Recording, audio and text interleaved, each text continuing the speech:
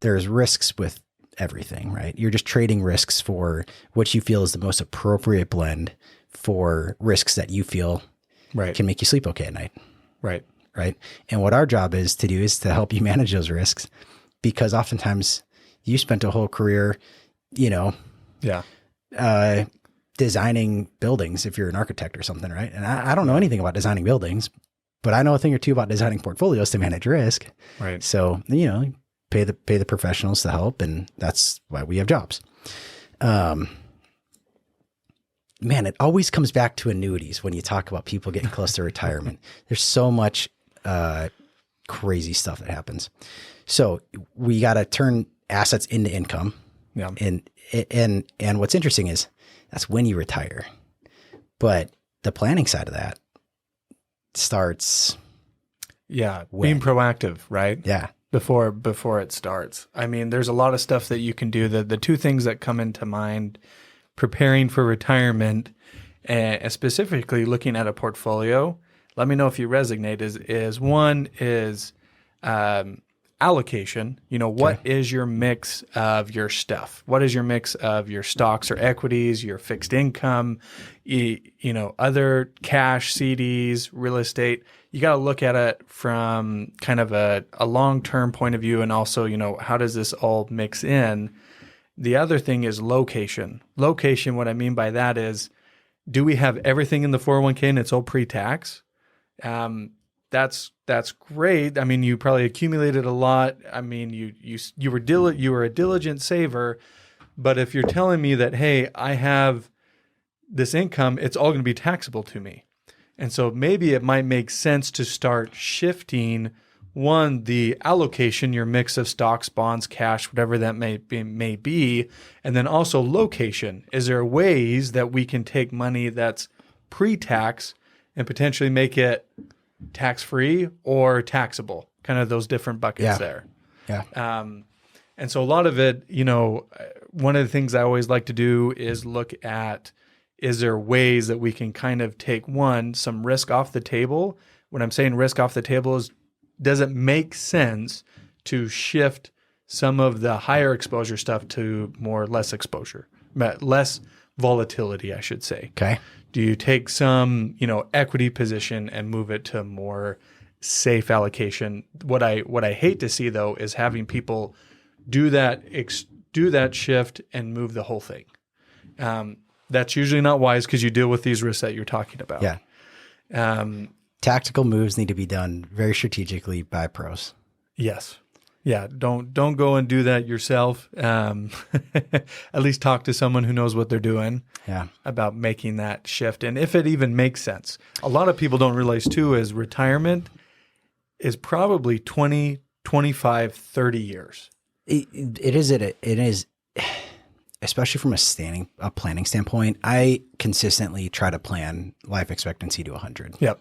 No, that's my go-to. And there's some days where I'm looking across the table at clients that are, I've talked to people like well into their 80s that are just play pickleball every day. And and I'm like, man, I'm hoping 100's far enough. You know what I mean? Like, I'm hoping we plan this well still. Yeah. And it's, if you think about retiring at 60 and you live to 100, it's only 60% of your life. It's past. That's round numbers right there. Yeah. You are damn near only halfway done. You know what I mean? Right. You're barely just over the hill. Yeah.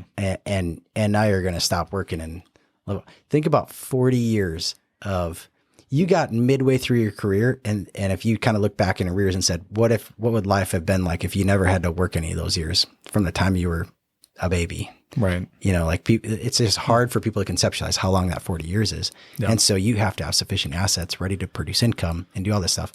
And what I would say is extreme decisions tend to start laying landmines where you think you might be taking risk off the table and it may work out really well for you.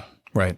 But you may be you might be walking through a minefield doing that, so to speak, right? Like it's kind of, again, you can never get rid of risk.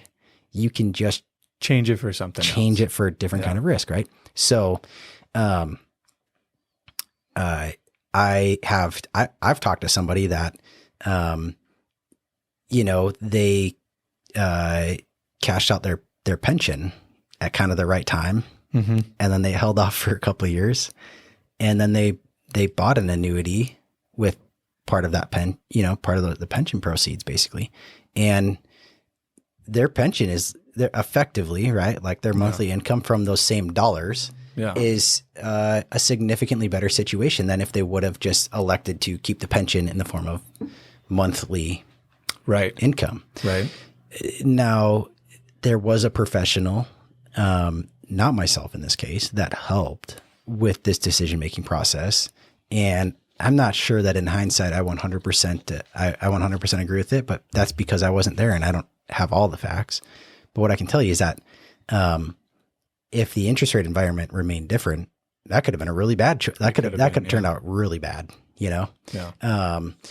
So there's when you start talking about timing things, it can turn out really good, can turn out really bad. It can. And so to time things on your own, especially when things are not real liquid, like you can go and rebalance your account pretty easy nowadays. Right. But to go rebalance all of your financial assets across the whole board would just be pretty wild. I think doing some really prudent planning, and that's one of the things I like about this industry is most things are not a fire drill, especially when I'm sitting across the table with a client. It's like, we should be having conversations so far significantly in advance that it's like, oh yeah, we got a couple weeks before we even have to, like, let's, let me build a model.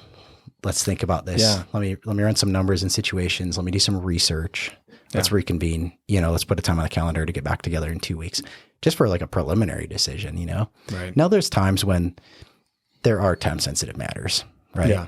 But like, I'm going to retire in a couple of years, get me out of the market should not be a time. No, I should. That's, no, that's not a time sensitive decision the same way that sometimes people make it out to be, but that's because they're carrying a lot of fear, which I think comes back to what we're talking about today. If you're 5 years out from retirement, what do you start to do? Mm-hmm. You start taking chips off the table in the sense that you're saying de-risking the portfolio. Right. But one of the things that you started to talk about was asset location. Yeah. Big one. Right. Big one. So what is it about asset location and risk that's important to understand, in kind of that 5-year window?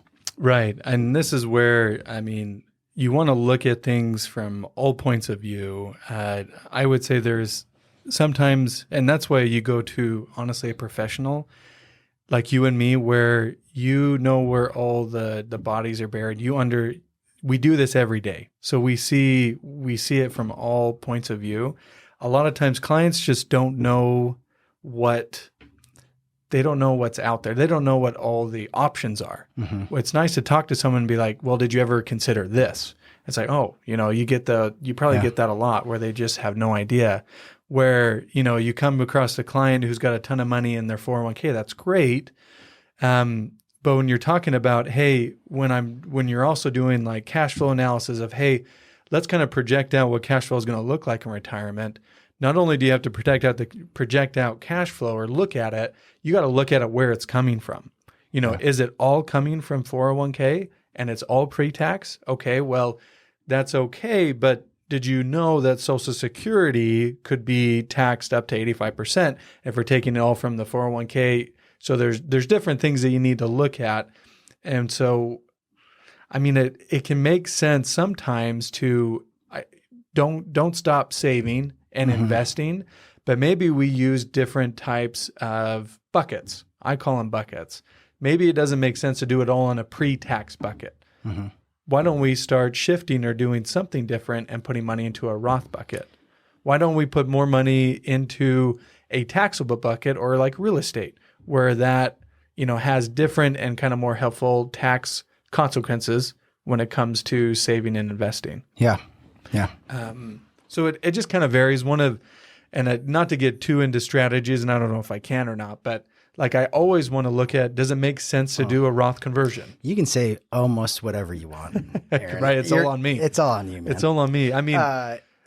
I think there starts to be a lot of counterintuitive things when people have like a huge 401k. That's all traditional allocation, 401k IRA, where, okay, first off, there's this huge myth out there, right? That and I'm prefacing this with, it is not true. Okay. Okay. But there are videos that people will say, and it's usually driving at trying to sell you some kind of, some type of other product strategy course, life insurance, whatever. And but they're dogging on a 401k, and they're saying the government owns half your 401k. If you have $1 million in there, you only own half of it. And if you are talking to your financial planner and they say that the government owns half of your 401k, you probably should fire them.